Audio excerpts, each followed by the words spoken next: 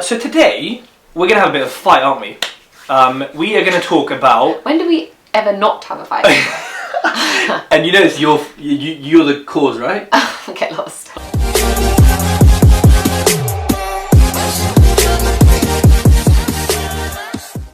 So, today we're going to talk about buy-to-lets here versus HMOs. So, they're both popular, I mean, the two most popular strategies really. When I say buy-to-lets, I mean single-lets, because obviously yours is still a buy-to-let, technically. Yeah. So single-lets, families versus HMOs, students, working people, social housing, whatever it is, are both popular strategies. A lot of people start with buy-to-lets, move to HMOs. A lot of people just do one of either. So, how should we start the proceedings? Should we have like an opening statement? Like 20 seconds each, like in court, where we say why we invest in what we do, and then we can just have a debate and we can start the boxing match. Get the gloves out. You may start, please, because I know you're so prepared. Okay, so HMOs, why I invest in them is just a high cash flowing strategy. It's about my return on my time and energy and effort that I put in. And I love the creative stuff that I can do from turning, say, like traditionally a 2-bed terraced house into a HMO under permitted development. So like the quick turnaround, there's no planning and stuff. Another thing is I like how, I think if HMOs have grown in popularity in the past few years because of the nature of like the market, I guess, or how people are living. In the UK, you get younger professionals that are coming in for a short period of time. They don't want to set up roots. It's cheaper, it's more economical, and we are seeing that first-time buyers their age is increasing for them to get their foot into the ladder. So I think HMOs really are a niche market for that kind of demographic of tenant, whether it's professionals or students. So who's counting 20 seconds there? Because that was like 60. Oh, stop it. Okay. I'm just talking really slowly, usually I MC. So buy-to-lets, they're boring, they're vanilla, and they're foundational, and that's exactly why I love them. So management is pretty much non-existent. Everyone needs a home. Yeah. Every family needs a home, every couple everyone is always going to need a place, right? So they are de-risked, right? Yeah. Legislation and rules, yes, the council can, the government can do, they hate landlords, so they can do what they like, but there's a lot less they can, I think, and will do to say single lets than HMOs or service accommodations. Definitely. So they're foundational because they're the bedrock of, I think, a portfolio because of how passive they are. And that's why I love them. I want my portfolio to be as passive as possible. I want to be anywhere in the world and just it be making money. Yeah. So yes, it takes me longer. Yes, I make way less cash flow than you. Yes, my time versus money out is probably worse. Is definitely probably worse off than yours. You reckon?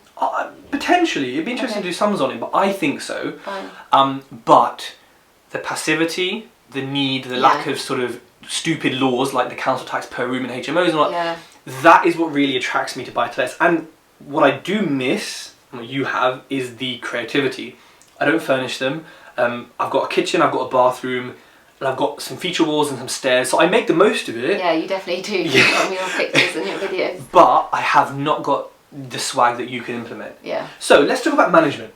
Yeah, fine. Because a lot of people, and what a lot of people hear is, HMO tenants can't screw the light bulb in, can't do this, headache, fighting, stealing each other's cheese. Don't ever take my cheese, What's your experience of HMO management? So I've always had a fully managed agent. That's just mainly because of the type of investor that I am. I don't like the admin. I don't want to deal with the day-to-day of tenants.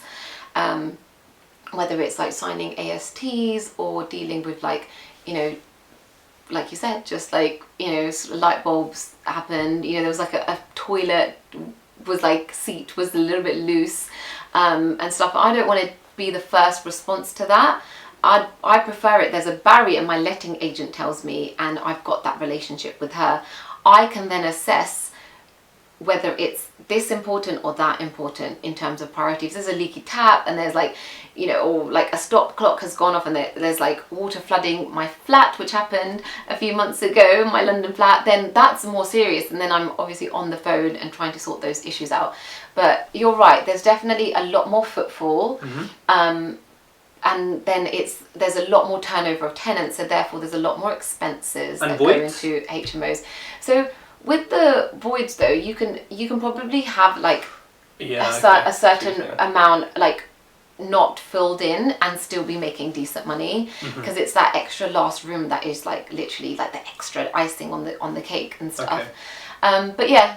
But naturally there would be more voids, right? Because you've got 5 things that could go void. Exactly. So you've got more naturally of that. But another thing, like it'd be interesting to see like eviction rates actually in HMOs versus buy-to-lets, because it is, you know, we do live in a country like that's tenant heavy laws now, and they're coming in, and we see that all the time with legislation as well.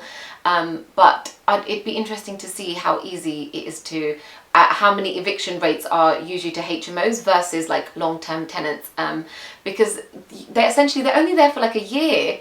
You know, if they stop paying, you've lost what, 6 months. They were going to leave anyway. Whereas if you've got like a buy-to-let, maybe a family in your buy-to-let that are then going to be there for, I don't know, like, okay, yeah, you might have a year, but they didn't pay for 9 months and stuff, and that's a little bit more cost to you. But you've got one tenant not paying. Yeah, okay, you know, the best thing is to get rid of them, but essentially I think maybe eviction rates might be lower in HMOs versus in buy-to-let. But But your letting agent, obviously she's the barrier, but you know, she has a tough job, right? Like, as in, she is getting, definitely, like if you were managing it, you'd really be like a landlady. You'd really have to 100%. And is that, and do you think that's every HMO and every HMO type? We're not talking about social housing like for leases, but if you own it and you're letting it out, do you think that pretty much all HMOs are management intensive? That's just what it is? Yeah, I do think they are. I think also another thing that happens when it's not like your family home, where it's like a property that you're living in with your kids, you don't take responsibility for certain things because you think like, oh, somebody else is going to do it, and it's easy to pass the blame or to forget. This is why there's always like, you know, in student HMOs, even professionals, there's sinks, the sink stays dirty and there's always plates in the kitchen sink because someone forgets whether that was mine or theirs, or who's going to put it into, you know, like the dishwasher or whatever, or clean it up. So, you know, to stress test that, like, I've got a cleaner that goes in every 2 weeks. I provide dishwashers. You know, it's just something that I do. I don't provide dryers though, although I know a lot of investors that do. I just provide washing machines, and that's because I'm paying the bills. And if I'm paying all of the bills, another thing I've started to do after I saw an investor post this on his Facebook is I add coin meters, and the electrician wires it in to the washing machine, and then I don't mind having a washer dryer because they're paying for it themselves. I like that. You know, they're paying the £2, and my cleaner goes in every 2 weeks, and I trust her. So that's her income. You know, she's got the key and she's taking it out. Like, she's opening up that coin meter. And so that's another thing that I've read about, that I'm testing out and trialing in my HMOs. But I do think they are very labour intensive. I do think there's a lot of energy that goes. I think also when you give your phone number as a landlord to a tenant, they just naturally feel they can contact you. Yeah. Whereas if they think somebody's a letting agent, it's a little bit more professional. They're a business, you're a human. Yeah, that's exactly. How they see it. So I think like even having that barrier is pretty good, to be honest. Yeah, and you know, I agree. I think most of the people I've spoken to have HMOs. If they have them fully, you know, with a lettings agent, they say, yeah, management is easy. But if they manage it themselves, they say, yeah, listen, there's a bit to do. So on buy-to-lets, if the toilet seat's broken, fix it. If the light bulb, fix it. It's not, you know, it's not the sort of... And they'll buy their own furniture, right? Like, they'll buy their own beds and their own sofas. And they will look after it more, potentially, because it is there. Like, I visited one of my tenants and I was just like, oh my God. Like, she hoovers every day. Like, I was like, you need to come sort my house out because it was so clean. Yeah. And then I've got another tenant, actually, they have a pet rat and there's a bit of a weird smell in there. But anyways, it's still kept, like... And I was like... Immaculate. Yeah, I was like, wow, this is literally how we refurbed it. Nice. And the management, again, is minimal. The management, only problems with management I've had is when the original deal sourcer didn't fix the roof and we had to get the roof repaired. But that was as easy as to my build team, hey, can you send a roofer down here and buy, thanks, here's the invoice. So the management is definitely way less intensive, so much so that my houses are 130 miles away and I'm going to self-manage. I say self-manage, Okay.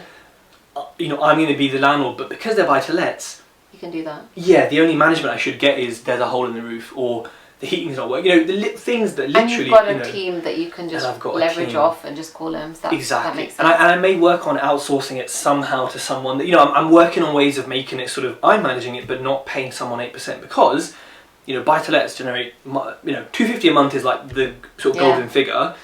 I could be getting, so mine are about $280 a month, but I could be getting 320 if I manage it myself. Yeah, fair enough. And times that by, you know, it works out, right? That's like a couple of Nando's a month extra. So I'm thinking like, who do I want to give this to? I think it's good also when you first become a landlord to understand like the issues that do come up, because then when you do pass on the business to a managing agent, you're more sympathetic to the way that they've reacted to things, or why things weren't done when you hear about something. Cause you're like, oh, I remember, I forgot. Like my tenant called me and I completely forgot because I was, you know, busy with a wedding or doing this, that, and the other. And you become more human, and realize that, you know, letting agents and managing agents, they're just humans as well, and they do make mistakes, and it's fine as long as like the big problems are sorted.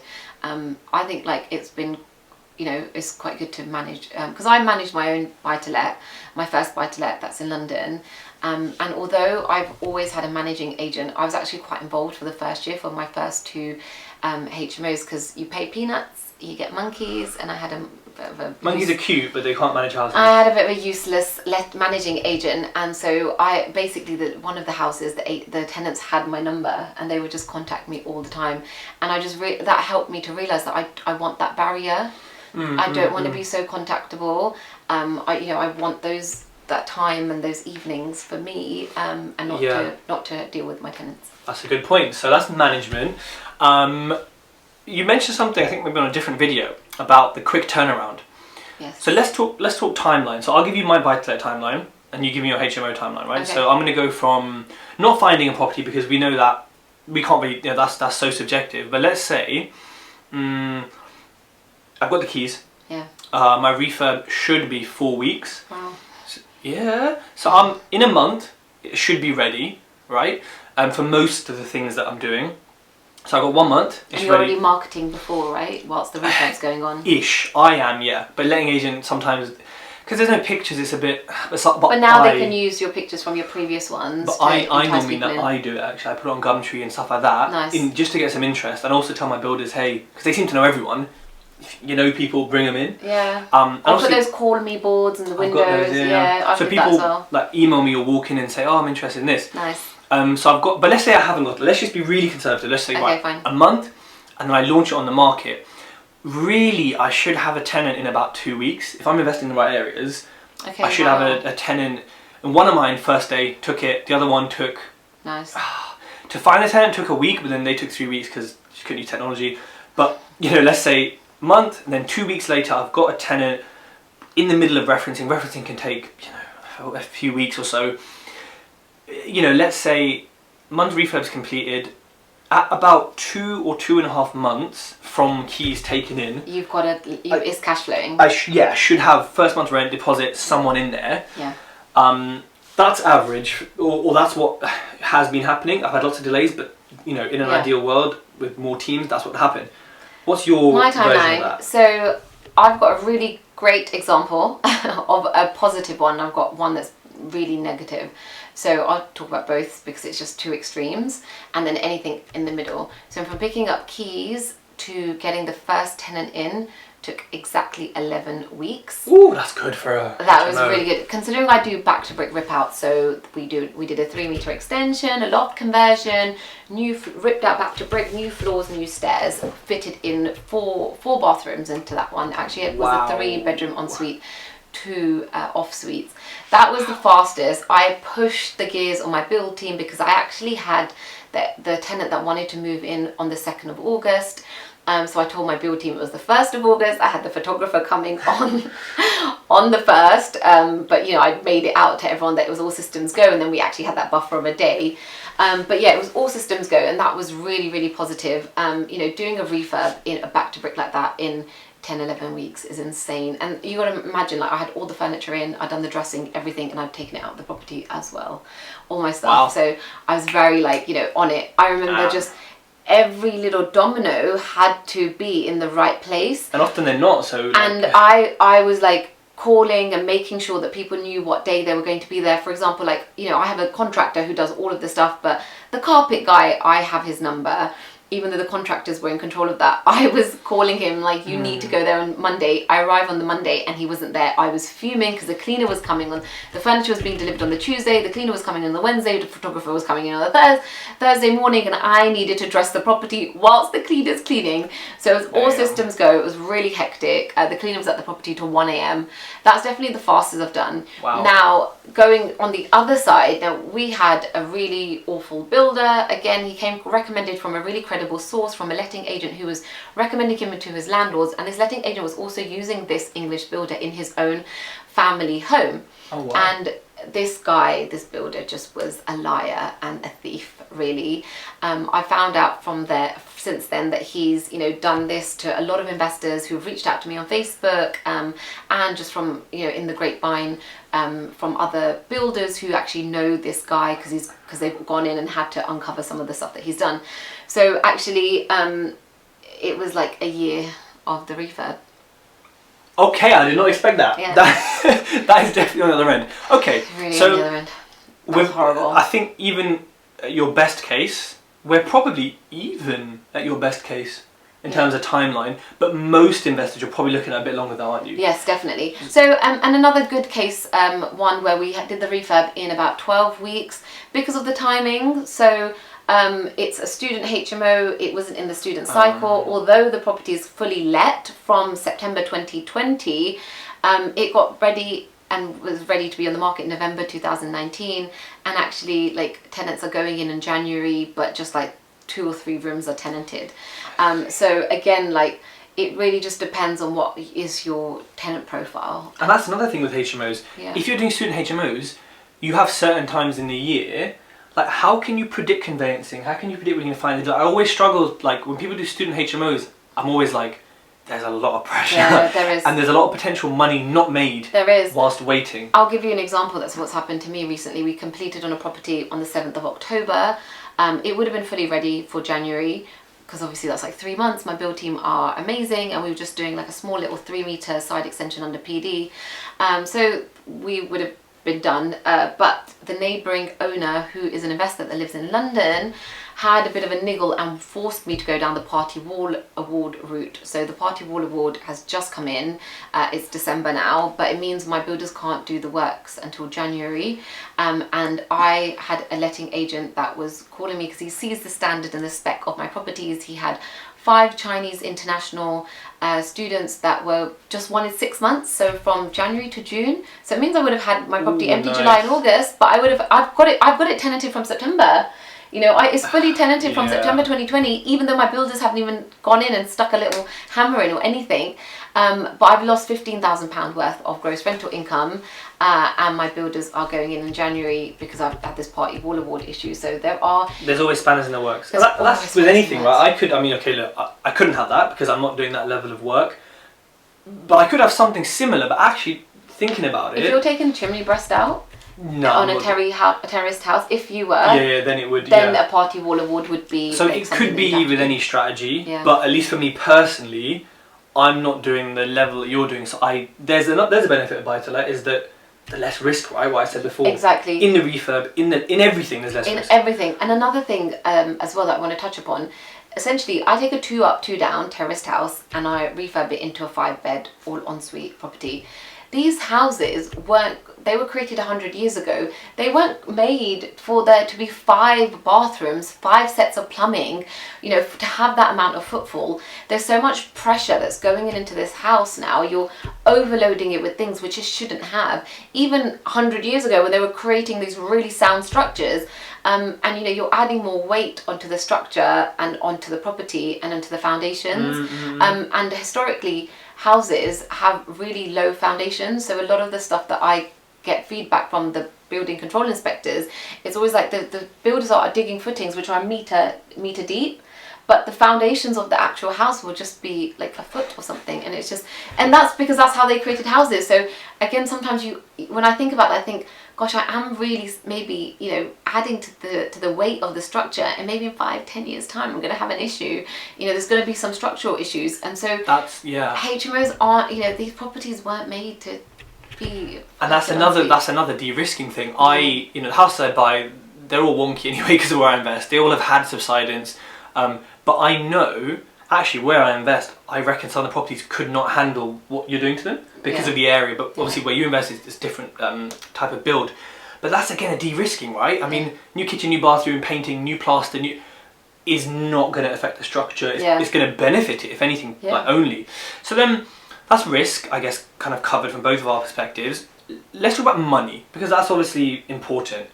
Let me give you an example of one of my deals, and you give an example on your deals. So I bought it at 45k at auction. Wow. Yeah, no. The refurb is 15. Okay. It should be revalued at 90. There's a 3-bed next door, sold at 85. Mine's a 4-bed. Nice. A funny thing, when I bought it, I didn't know it was a 4-bed. Okay. You know, because when you buy houses, they're all, well, I always buy 3 beds or 2 beds. So someone said to me a week later, Tej, well done on that house, mate. Beast, 4-bedder. And I was like, Is who it? bought a 4-bed? And I was like, okay then. So that's how conservative I was. Yeah. And I've now added like a 10k on top of the value. Good. And all in all, if I remember correctly, we're leaving in something like 3 grand. Amazing. And it will rent for about $550 a month. The net on that is going to be slightly higher than 250. It'll probably be, I'm self-managing, it'll probably be about 320. Okay. So my return on cash left in is very high. It's almost, if I'm leaving in about 3.5-ish, and it's 320 net profit a month, it's a free house after a year. Yeah. So it's almost 100% return on cash left in. Okay. That's a very good deal for me. Most of mine are probably, the minimum I buy is 50% return on cash left in. Okay. Most of mine are 60 to 70. So that, for me, that's an average. Wow, that's really high, like return on your cash left in, cash. But remember, I'm probably spending more time finding deals, because you can buy at market, can't you? Yeah. I can't. So I'm spending more time because I'm putting all these offers in, getting rejected. Yeah. I'm same time in conveyancing maybe. We're both bulldogs, so we probably push the solicitors to get them quick. Refurb, yours a bit longer. So we're probably spending equal time. What do you reckon? I think I spend a bit more time in terms of like the planning and the design, because I love the design. And you have more to design. And I've gone really like creative in my last few properties. Oh yeah, the yellow and blue ones. The yellow one. So there's a yellow and blue house which I named the Tanzania house, which I did a whole video series on Mold HMO. So go check it out on my Instagram or Facebook page or LinkedIn. And I'm doing other video series. I've done a dark grey house with like orange and blue. So I like that one. Yeah, I showed you the photos. That's really cool. And then the next 2 houses, I literally chose the paint.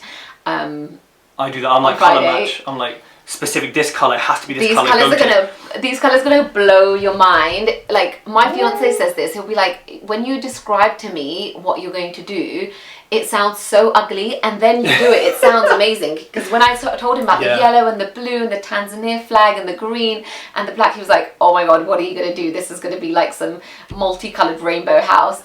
And then it obviously came, it's my vision. And then when I told him about the dark grey and the yellow and blue, he was like, what, that sounds horrible. But it came out and it looks amazing. So the next colours that I've chosen how did you take this from the money to your swag? Sorry, I don't know. Look at this shameless plug. I think it's just hilarious. Oh, please tell us the colours then. Orange and... Go on, tell us. They're so off topic. Green and brown. It's going to look amazing. It's going to look amazing. And purple on purple. Okay, a bit Prince, but that could work. But it's going to look amazing. So tell us about some figures. Back to the video for your plug. So purchase prices up to £150,000. Refurb can be up to 100k. Yeah. That's literally a whole village where but then on the refinance, and although when I first bought properties in that area there weren't sold comparables, there slowly now are. And you're creating your own. And like, because you're getting higher valuations. Yes. You're then showing you've got a legal valuation. Exactly, correct. Because I was like, oh no, but I'm not selling them. But yes, I've got that then as my example that I show to the lender when I go to do my next ones. So yeah, 50,000 for the purchase, 100k for the refurb. Obviously sometimes it's gone down now a little bit. I'm a little bit more creative in ways I source things. But then the uplift I can get on a bricks and mortar valuation is significant from what I purchased the property at. So the reval can be like, you know, ranges from 260 to 300. And what would you say your return on cash left in is? So my worst one has been 31%. So when we talk about return on cash, like, so I call it ROCE, return on cash employed. That's, again, after refinancing, how much money you leave in the deal divided by your net profit, your net / profit rental income. Exactly, the net rental income. And so my worst one has been 31%, but I've gone as high as 100%. And now my averages are from 50 to like 90. Those two were outliers because it was my first and my second deal, and also I bought this one as a significant discount. But from 50 to 80% on return on cash employed is. And I think, you know, we kind of said before, I think you spend less time to get the same sort of return on cash employed. I think you spend more time on the fun stuff. Yeah. Because you have so much to design and so much furniture, which is a great part of HMOs if you like this. Some people might hate it. Whereas I'm spending so much time trying to source deals that will leave in such little money. Yeah. Because so I'm re-adding value. I'm going to the ceiling because I got it so cheap. Yeah. You're creating almost a new ceiling. Yeah. Because your refurb is so substantial. And they both work in different areas. I mean, your one wouldn't work where I invest. Yeah. But I think my one would work anywhere you could get anything Probably. DMV. Yeah, definitely. But your one would actually work in London really well. Yes, and it does. It does, yeah. That's what people do. The thing in London, when I've spoken to other investors that do the exact same model as me, they use commercial valuations. So they shoot up the end val. Exactly, and I think we'll talk about commercial valuations in a different video. So stay tuned for the next one. Financing videos. So I think that covers most of the aspects of HMOs versus buy-to-lets. You know, a question for me, you know, would I buy HMOs? Yes. Am I going to? Yes. What is my preferred though? It's a block of flats because it's humans who aren't touching. Yeah. There's no shared fridges. There's no shared toilets. There's no way you can fight. You know, unless you somehow jump through the walls. And you can do things with freehold, leasehold, title splitting. You know, you can. For me, it's a lot more options. It's de-risked as well. Yeah. Isn't it? It's buy-to-let on steroids. Yeah. And so for me, I get that. That's what I'm kind of looking for. But again, the costs of that are quite high when it comes to conversion, utilities, all the things like that. So, you know, buy-to-lets, in my opinion, to conclude my, and you can have your 20 seconds to conclude. I think buy-to-lets are a fantastic investment at the start of your journey, at the end of throughout your journey. There's people out here who have 200-300 buy-to-lets and they have minimal management and they make lots of money and they spread the risk. People? They're on my podcast, so nice. You ain't listening. So listen, buy-to-lets, de-risked, boring, vanilla, keep them coming. I love them. HMOs? Whereas HMOs, if you want a high cash flow strategy, where you can get from just limited number of HMOs, you can have a significant amount of cash flow. I put this like on social media as well. I'm an advocate of, I'd rather have one asset that generates me £25,000 net income than hundreds of assets that generate me the same amount of income. So just in terms of my risk and reward and my time, energy and effort spent, I'd prefer to just manage that one. I feel you. Stay tuned for our next video. Cool.